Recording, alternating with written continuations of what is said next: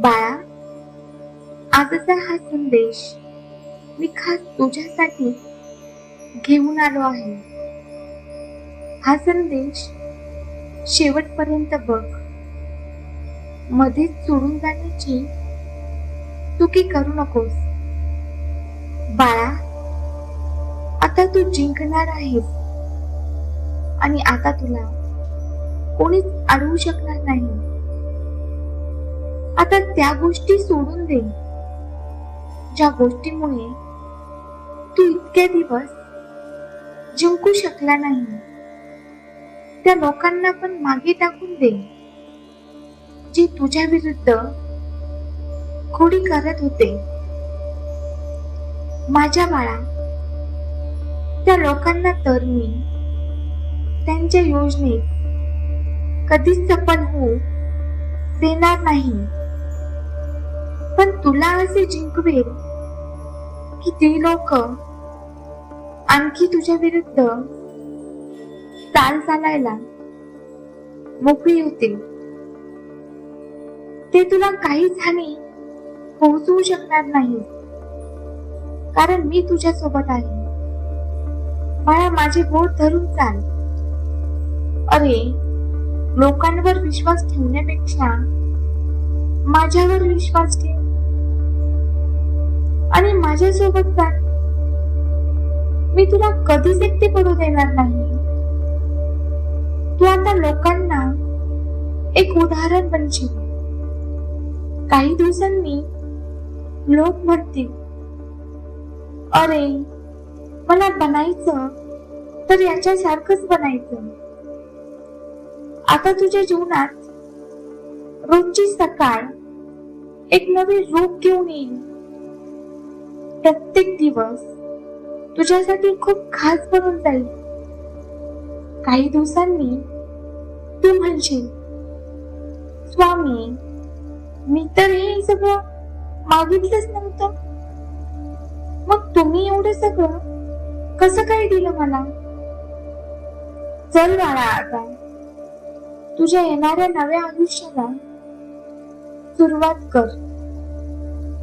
बाळा, लोकांना काय माहित की तू तुझ्या स्वामी आईचं लेकरू आहे आणि स्वामी आई त्यांच्या लेकरांना कधीच एकटं सोडत नाही.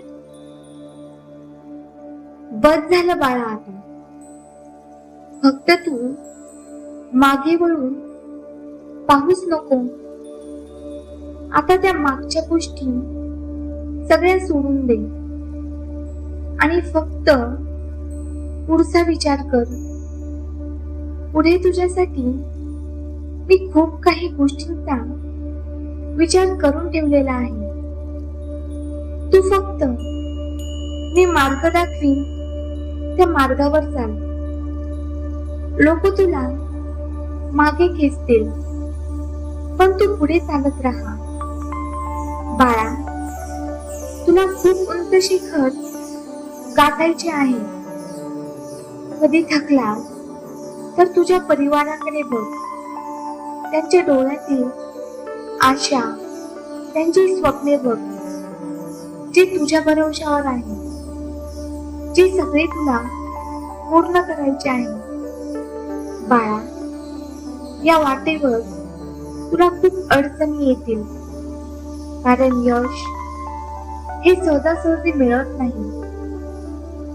त्याच्यासाठी खूप संघर्ष करावा लागतो आणि तोच संघर्ष आज तुझ्या वाटेत येणार आहे. पुढचे दिवस तर मी तुझ्यासाठी खूप चांगले लिहून ठेवलेले आहे, पण येणाऱ्या काही दिवसात तुला अडचणी सहन कराव्याच लागतील. मी तुझ्या सोबत आहे, पण काही वेदना तुला सहन कराव्या लागतील. पण तू त्या गोष्टीकडे लक्ष देऊन हार मानून घ्यायची नाही, तर त्या उंच शिखराकडे बघायचे जे तुला गाठायचं आहे. मग तुला कसलाच थकवा येणार नाही. बाळा, खूप काळजी वाटते मला तुझी. पण काही गोष्टी या सहन कराव्याच लागतात.